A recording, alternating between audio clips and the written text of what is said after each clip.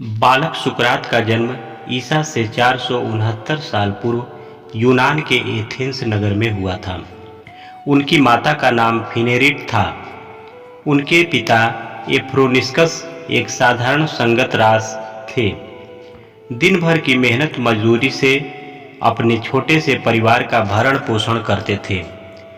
उनकी आर्थिक अवस्था अच्छी नहीं थी।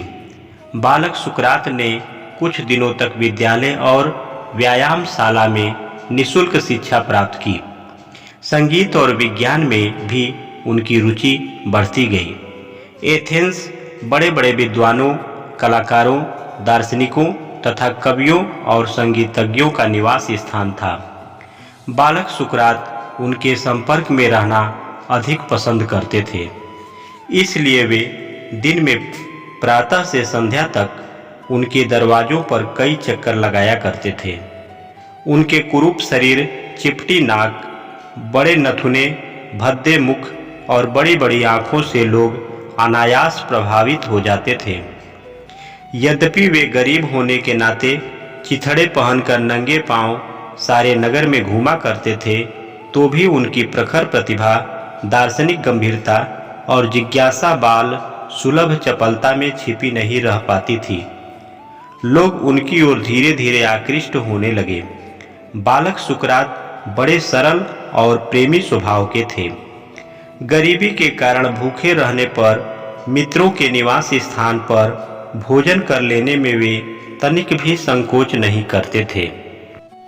बालक सुकरात सत्य चिंतन में इतने व्यस्त रहते थे कि उन्हें कई दिनों तक खाने पीने की भी सुधि नहीं रहती थी। उनकी ज्ञान पिपासा उत्तरोत्तर बढ़ती गई। एथेंस छोड़कर बाहर जाना उन्हें किसी भी स्थिति में रुचिकर नहीं था। जंगलों और बागों में तो वे कभी जाते ही नहीं थे। बाल्यकाल की यह मनोवृत्ति उनके निःस्पृह तथा गंभीर भावी दार्शनिक जीवन की भूमिका थी। बड़ों का बचपन इसी तरह असाधारण हुआ करता है। जहाँ कहीं भी सड़क की पटरी पर और चौराहे पर वे मनुष्यों का जमघट देखते थे, वहीं पहुंच जाते थे और ज्ञान की चर्चा करने लगते थे। उनके शिक्षा गुरु का नाम प्राडिक्स था। वे सुकरात को बड़े स्नेह की दृष्टि से देखते थे। एथेंस के बड़े बूढ़े बालक सुकरात को अपने बच्चों की तरह प्यार करते थे। बालक सुकरात को धन और सुख के प्रति बड़ी चिढ़ थी। उनका मन इन दोनों से सदा दूर भागा करता था। वे असत्य को महापातक मानते थे। दूसरे का अहित चिंतन सुकरात की दृष्टि में बड़ा भारी अपराध था। उन्हें अपने बाल्यकाल में ऐसा लगा कि परमात्मा ने उन्हें किसी देव कार्य के पवित्र संपादन के लिए ही धरती पर भेजा है। निसंदेह वह देव कार्य सत्य का अनुशीलन ही था। वे स्वभाव से ही धार्मिक प्रवृत्ति के बालक थे। उन्होंने अपनी अंतरात्मा के प्रतिकूल कोई कार्य नहीं किया। एक बार वे सड़क पर खड़े खड़े प्रातःकाल से शाम तक कुछ सोचते रहे। रात में भी अविराम गति से यही क्रम चलता रहा। लोग उनसे कुछ दूर चटाई बिछाकर लेट गए और यह देखते रहे कि यह सोचना कब बंद होगा। मेधावी सुकरात रात भर सोचते ही रह गए और दूसरे दिन प्रातःकाल सूर्य को नमस्कार कर वे अपने निवास स्थान लौट आए।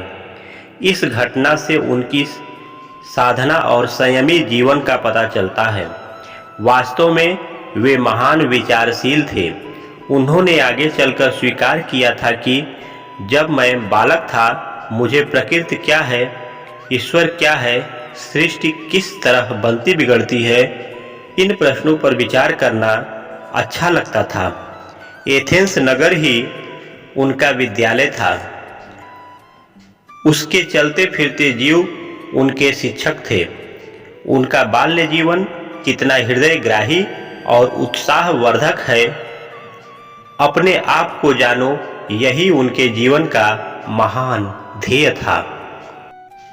तो मित्रों, आप लोगों को यह कहानी कैसी लगी हमें कमेंट करके जरूर बताइएगा। चलते हैं, आपसे फिर मिलेंगे अगली कहानी में। तब तक के लिए नमस्कार।